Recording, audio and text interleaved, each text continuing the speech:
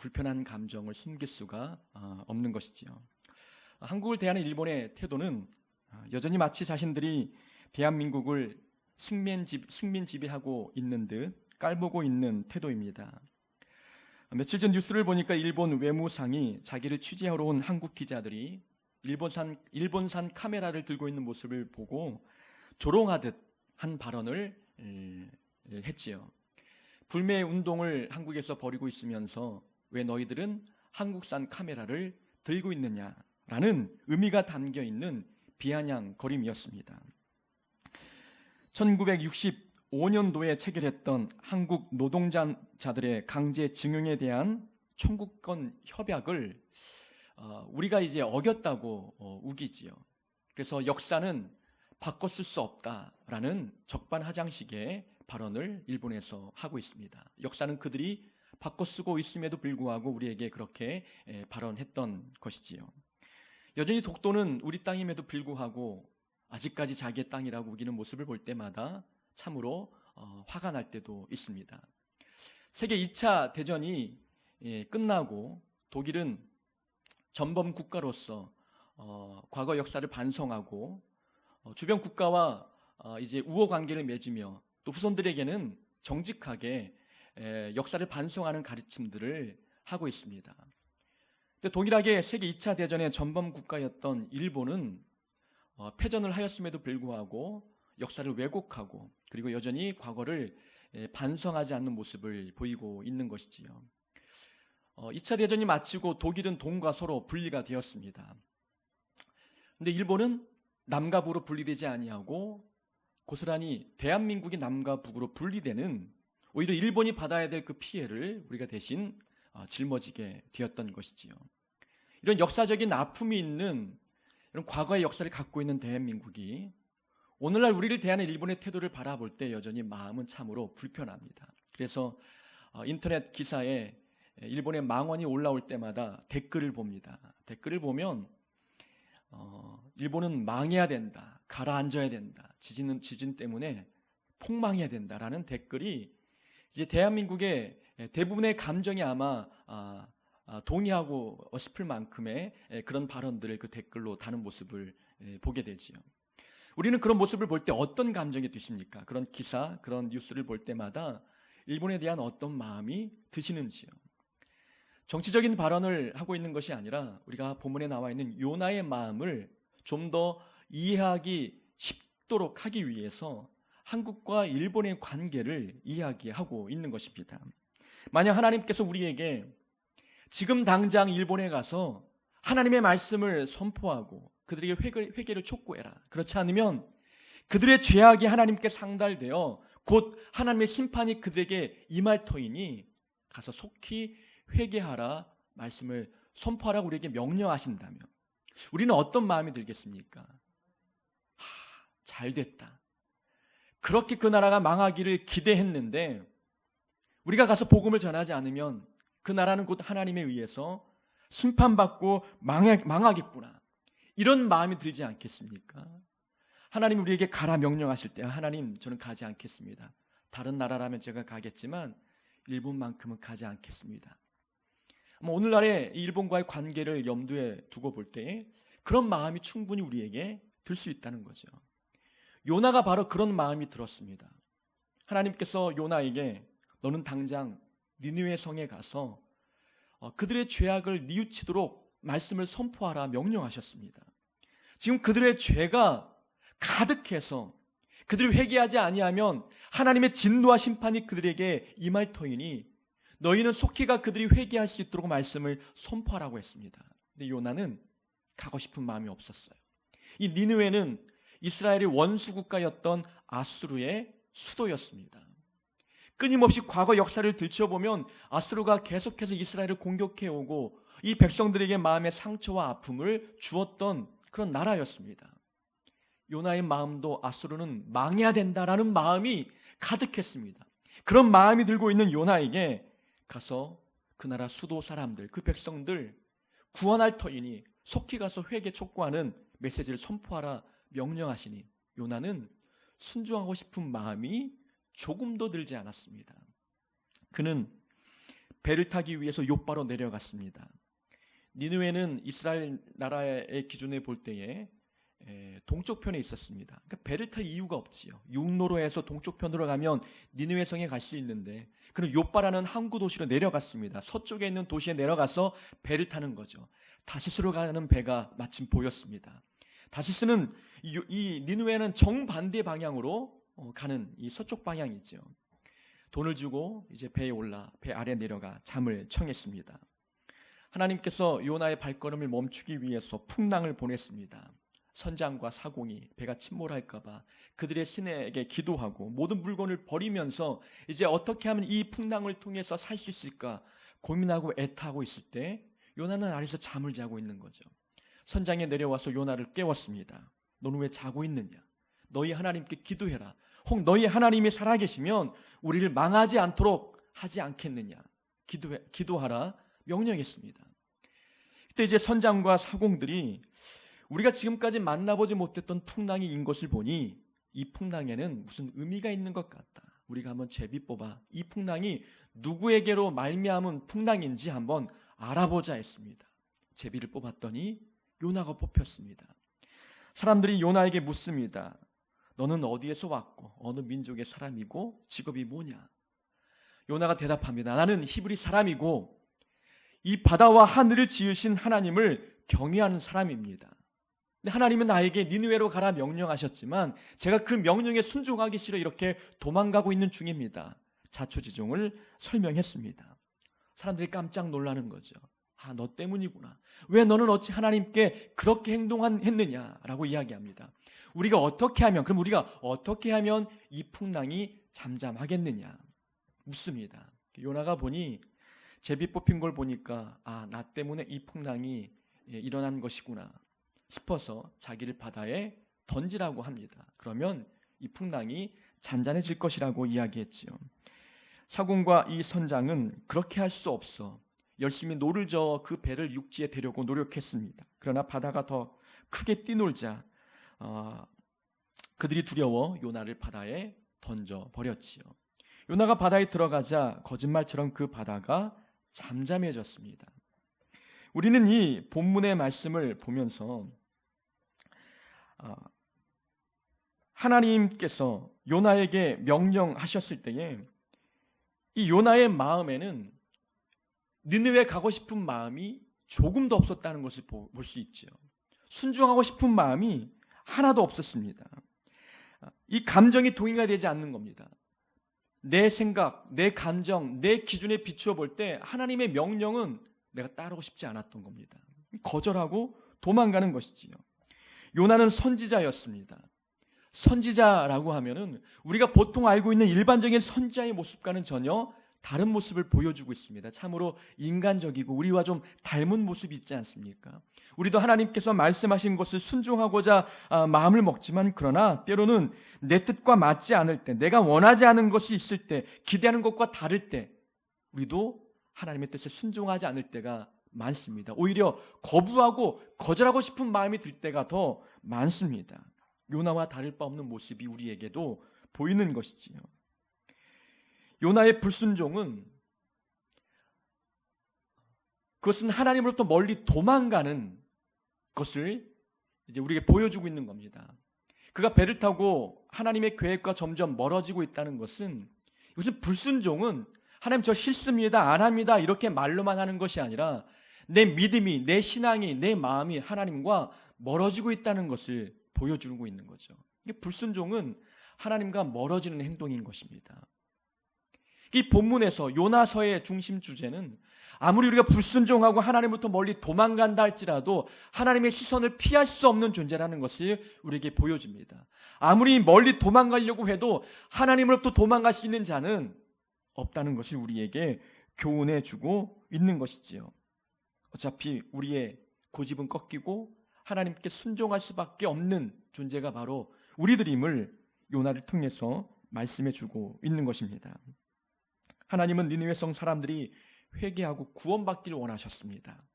근데 요나는 그들이 망하기를, 그들이 다 진멸되기를 원했습니다. 하나님의 뜻과 요나의 뜻이 달랐습니다. 하나님의 마음과 요나의 마음이 달랐던 것이지요.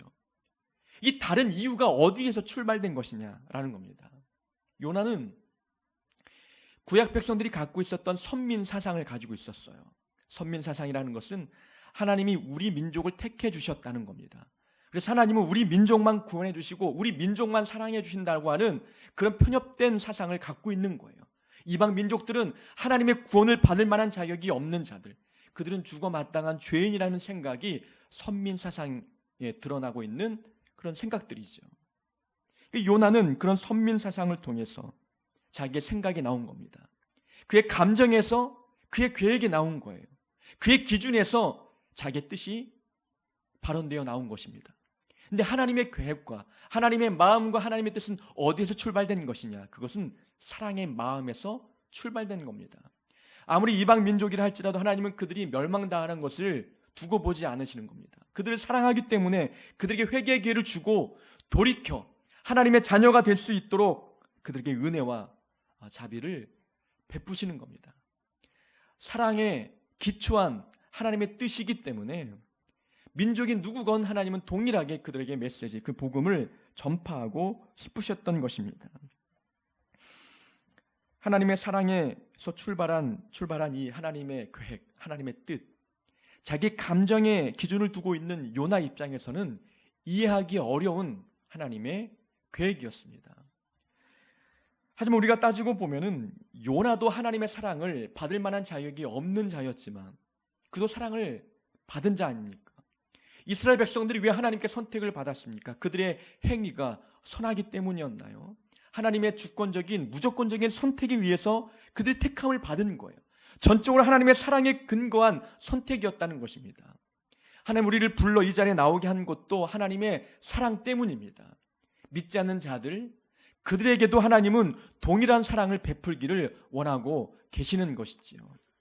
요나의 계획과 하나님의 계획이 달랐던 것은 하나님은 사랑에서 출발한 것이고 요나는 자기 감정, 편협한 선민 사상에서 근원된 행동들이었습니다.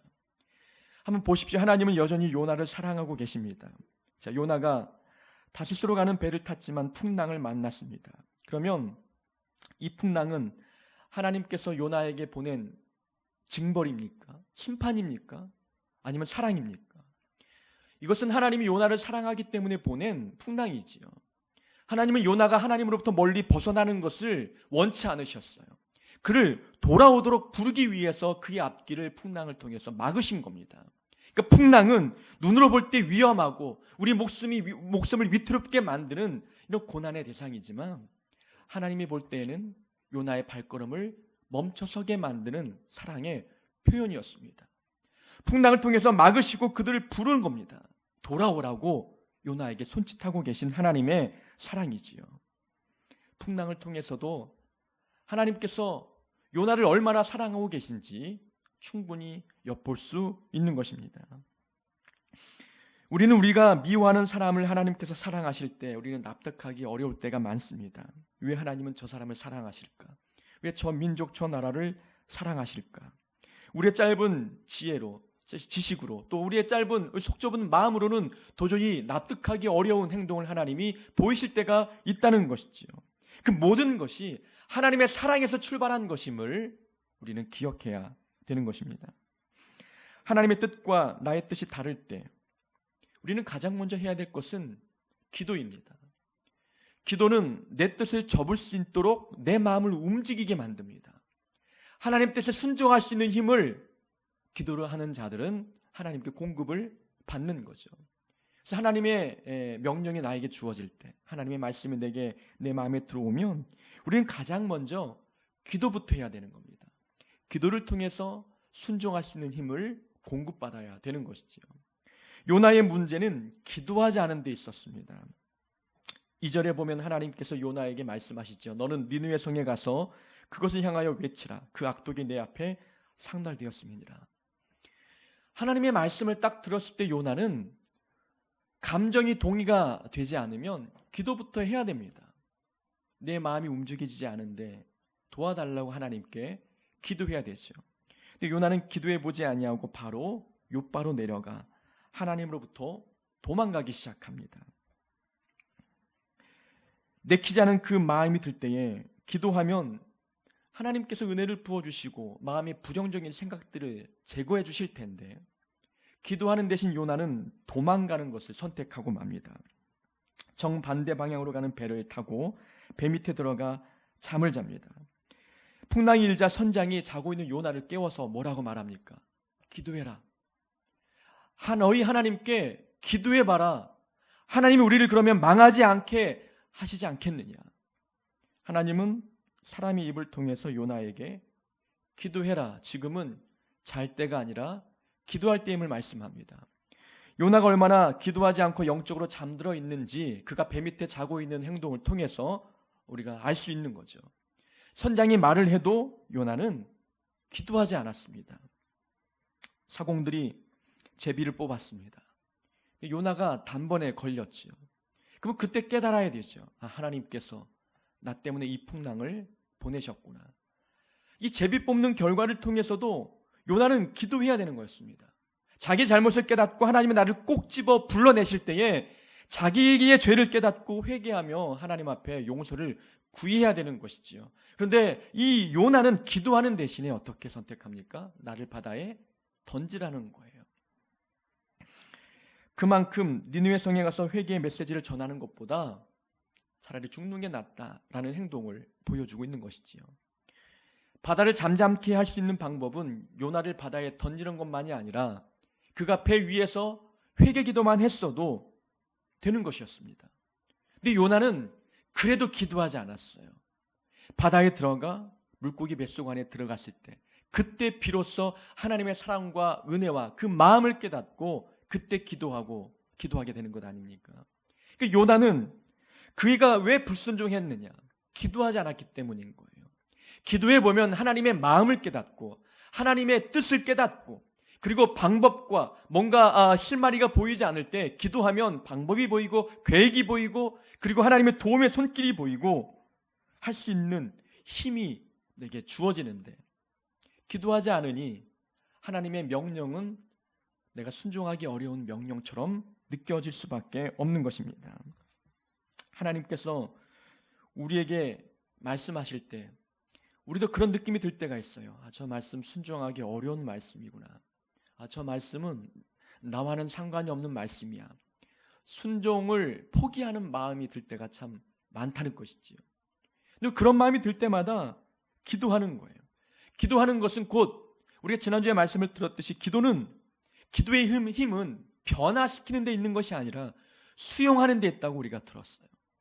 기도하면 하나님의 뜻을 받아들이게 된다는 거죠. 마음은 내키지 않지만 기도해 보니 마음이 동요가 되는 겁니다. 불순종하고 싶었던 마음이 순종의 마음으로 변화되는 것이지요. 그들을 미워했던 미움의 마음이 사라지고 이제는 하나님의 마음이 내 마음에 들어와 그들을 사랑할 수밖에 없는 모습으로 변화되게 되는 것입니다. 그래서 우리가 무엇인가 결정하기 전에 기도부터 해야 되는 겁니다. 난 순종하기 싫은데 라는 마음이 들기 전에 먼저 기도하고 기도 뒤에 우리가 우리의 행동을 결정해야 되는 것입니다. 대부분 많은 사람들은 무엇인가 도움을 청할 때 기도해 볼게요 라고 이야기합니다. 정말 기도하는 사람도 있지만 대부분의 사람들은 기도해 보겠습니다 라는 말은 거절의 의미이지요. 단지 시간을 벌어서 어떻게 지혜롭게 거절할까 생각하기 위해서 기도해 보겠습니다 라고 이야기합니다. 대부분 사람들이 그렇게 기도해 보겠다는 말을 그런 식으로 사용하는 모습을 보았습니다. 우리는 그렇게 핑계거리로 기도해 보겠습니다 라고 말할 것이 아니라 정말 하나님께서 누군가를 통해서 내게 무엇인가 부탁할 때, 내게 명령할 때, 순종을 요구할 때 우리 기도해 봐야 된다는 겁니다. 기도할 때 우리는 순종의 자리로 나아갈 수 있게 됩니다. 요나는 하나님의 뜻을 포기하고 자기 뜻대로 살고자 계획했습니다. 하나님의 뜻을 거역하고 자기 마음대로 살고자 배를 타고 다시스로 떠났지요. 그의 인생이 어느 방향으로 흘러가고 있는지 우리는 본문에 나와 있는 단어를 통해서 짐작해 볼 수 있습니다. 우리는 성경을 읽고 묵상할 때 반복되는 단어를 보면 하나님께서 무엇라 말씀하시는지 그 뜻을 좀 헤아릴 수 있거든요. 한번 3절에 보면은 요나가 여호와의 얼굴을 피하려고 일어나 다시스로 도망하려 하여 요바로 내려갔더니, 욥바로 내려갔습니다. 그 다음에 3절 마지막 부분에 보니까 그들과 함께 다시스로 가려고 뱃삭을 주고 배에 올랐더라.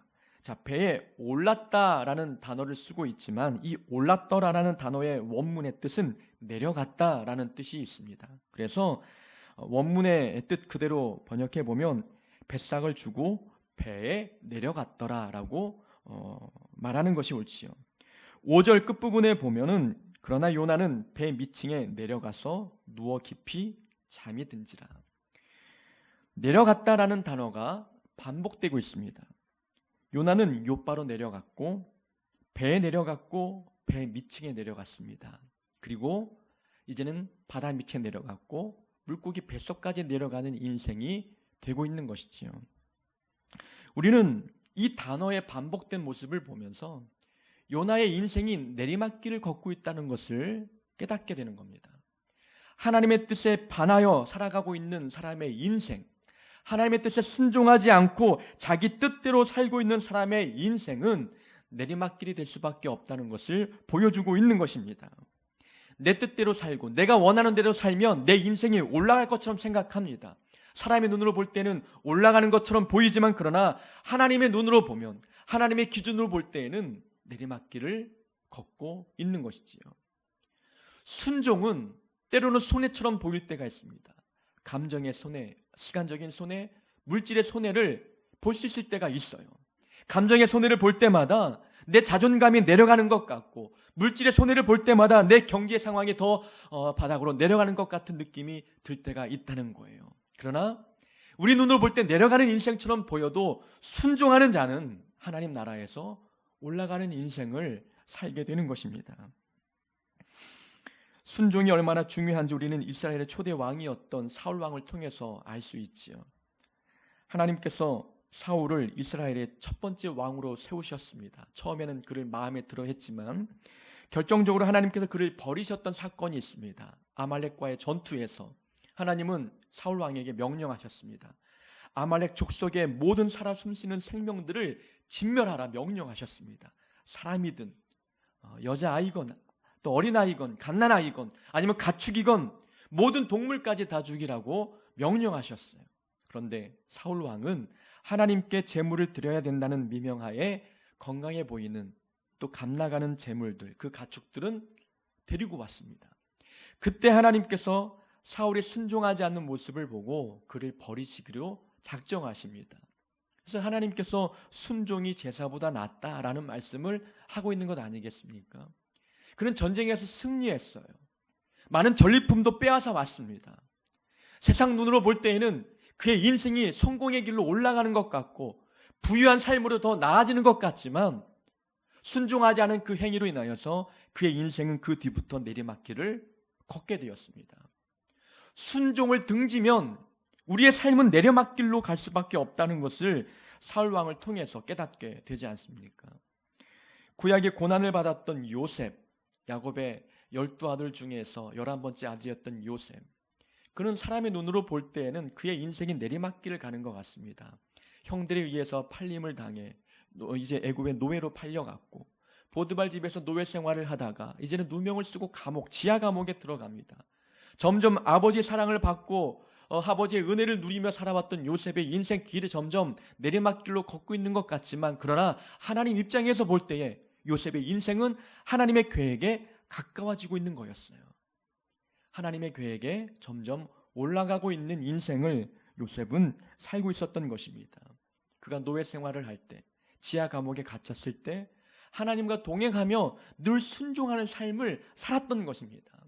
그러니까 순종은 하나님의 계획에 가까이 나아가도록 하는 은혜가 우리에게 주어진다는 것이죠. 그러나 하나님의 뜻에 등지고 살아가는 사람의 인생은 요나처럼 사울왕처럼 내리막길을 걷게 되는 것입니다. 자기 뜻대로 살고자 도망갔던 요나, 그는 그가 가고자 했던 그 목적지까지 도착할 수 없었어요. 돌아올 수밖에 없었던 것이지요. 아무리 열심히 노를 저어 풍랑을 뚫고 가려고 했지만 불가능했습니다. 우리가 하나님께 불순종하며 내 멋대로 살려고 아무리 애를 써도 아둥바둥해도 우리가 가고자 하는 목적지까지 갈 수 없다는 거예요.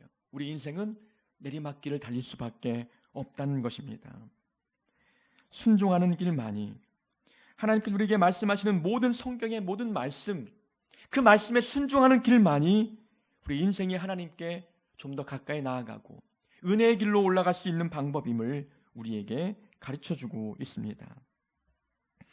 하나님은 요나에게 순종을 요구하셨고 순종할 때까지 끊임없이 하나님의 마음이 무엇인지 요나에게 보여주시고 말씀하시고 가르쳐주셨어요.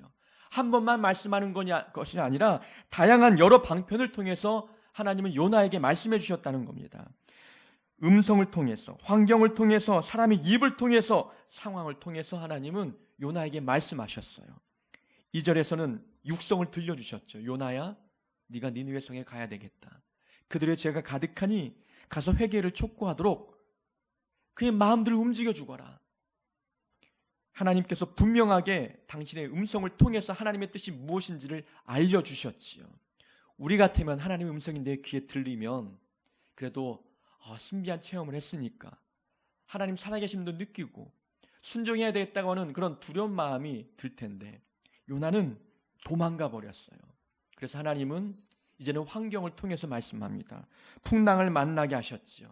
갈 길을 가지 못하도록 막으셨어요. 이 풍랑이, 요나도 알았어요. 이 풍랑이 나 때문에 생긴 것이구나라는 것을 알았어요. 그러나 돌이키지 않지 않습니까? 그래서 하나님은 사람의 입을 통해서 말씀합니다. 선장에 자고 있는 요나를 깨워서 너희 하나님께 기도해봐라. 기도해야 우리가 망하지 않지 않겠느냐. 기도하지 않으면 망한다는 것 아닙니까?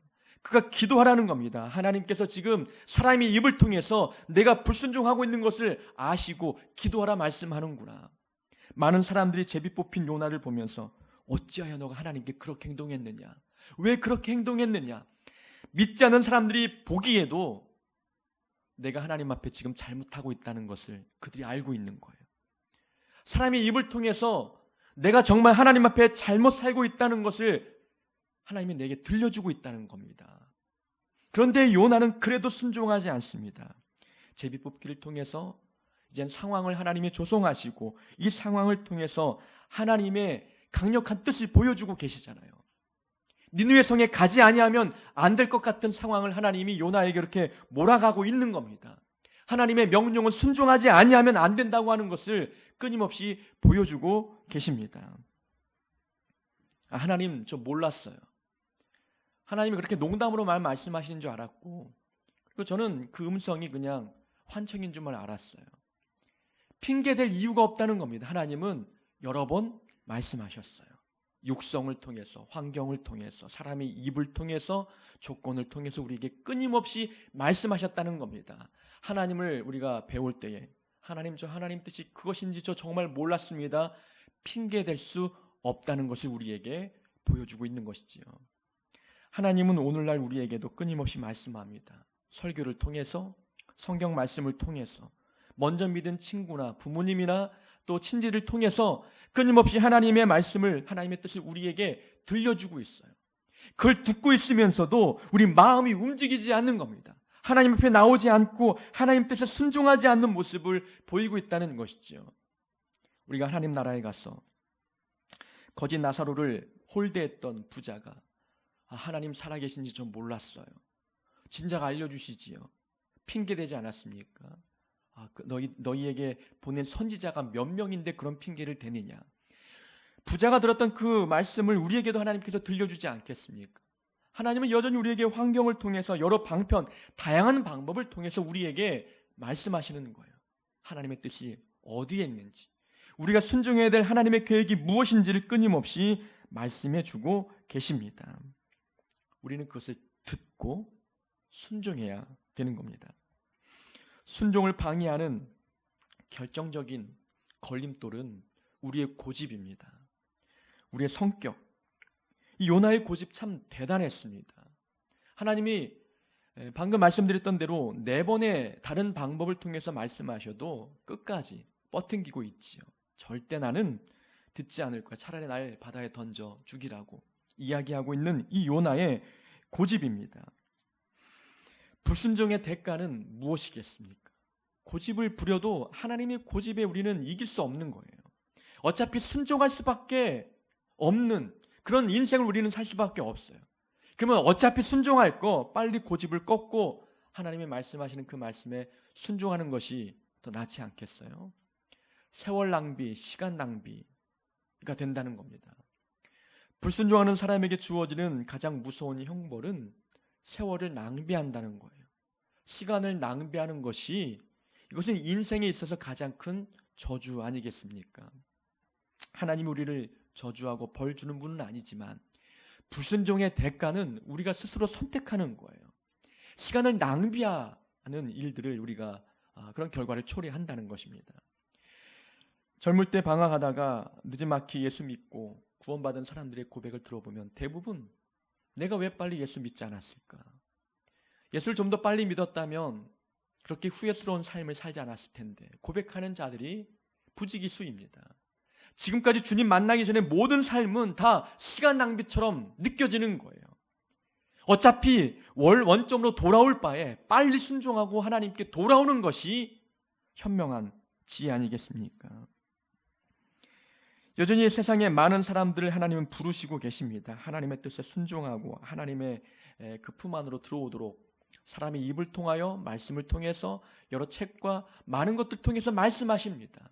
그걸 듣고 순종하는 길만이 시간, 세월 낭비하지 않는 지혜로운 방법임을 깨달아야 하는 것입니다.